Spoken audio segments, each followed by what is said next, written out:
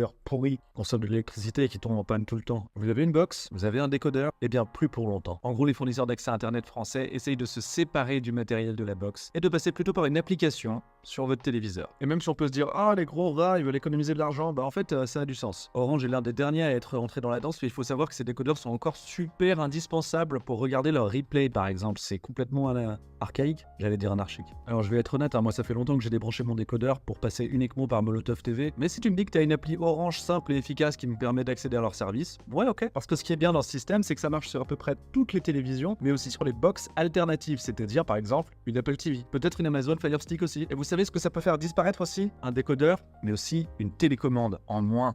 Quel plaisir! Parce qu'en plus, ça consomme à mort ces trucs-là. J'ai vu passer un article il y a pas longtemps à propos de l'autorité de régulation des communications qui confirmait que les box internet consommaient une électricité monstrueuse en France. 3,3 TW d'énergie cumulée pour la France juste par ces